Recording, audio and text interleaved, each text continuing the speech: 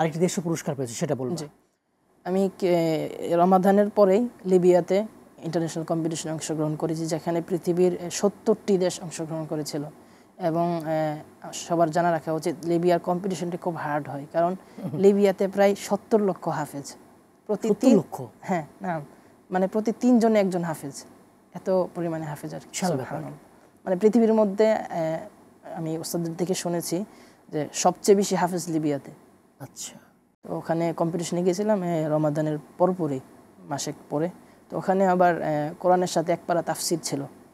আচ্ছা আচ্ছা। আমি সূরা আনআমের তাফসির পুরাটা মুখস্থ করেছি ওস্তাদের থেকে, এবং কামিলুল কোরআন মানে পূর্ণ হিফজুল কোরআন কারীম কামিল মানে 30 পারা কোরআন এবং সাথে তাফসির এক পারা তাফসির ছিল। তো আলহামদুলিল্লাহ আমি সেখানে সারা বিশ্বের মাঝে তাফসির এবং কোরআনে 6ষ্ঠ স্থান অর্জন করেছি।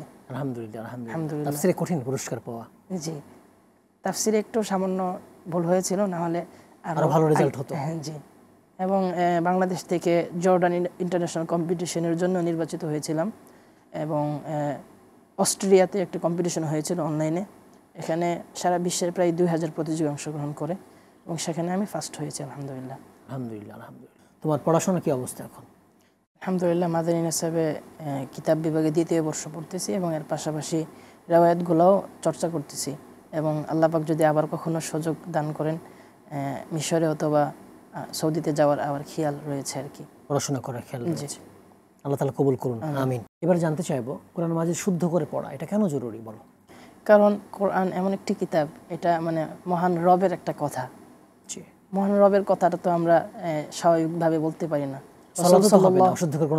হ্যাঁ হ্যাঁ, রাসূল সাল্লাল্লাহু আলাইহি সাল্লাম যেভাবে আদেশ করেছেন এবং সাহাবায়ে কেরাম যেভাবে কোরআন পড়েছেন সেভাবে আমাদের পড়তে হবে, কারণ এটা কিতাবুল্লাহ, এটা কোনো ব্যক্তি বা কোনো মানুষের বানানো কিতাব না, এটা স্বয়ং রব্বুল আলামিনের কিতাব।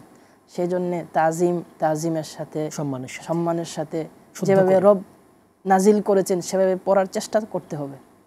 এই জন্য শুদ্ধ করে পড়াটা জরুরি। এবং রাসূল সাল্লাল্লাহু আলাইহি সাল্লাম হাদিসও বলেছেন, এবং আল্লাহ তাআলা কোরআনে বলেছেন ওয়ারাত্তিলিল কোরআনা তারতিলা, সূরা মুজাম্মিলে আয়াতটি রয়েছে।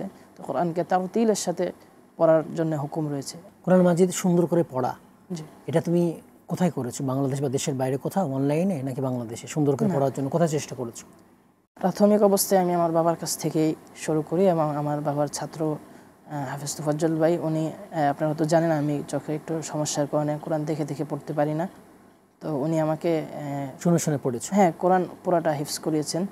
তো ধন্যবাদ জানাই হাফেজ তোফাজ্জল ভাইকে, আল্লাহ তাআলা পুরস্কৃত করুন তাকে। জি, জাযাকুমুল্লাহ খায়র। এবং আমার একজন শেখ আছেন বাংলাদেশে, যিনি মানে যার মাধ্যমে ইন্টারন্যাশনাল কম্পিটিশনগুলা মানে পথ চলা শুরু আর কি, যিনি সার্বিক দিকে পরামর্শ দিয়েছেন, শেখ আহমদ বিন ইউসুফ আল আজহারি হাফিজাহুল্লাহ। তো আমি শেখের কাছে প্রায় 1.5 বছর পড়েছি।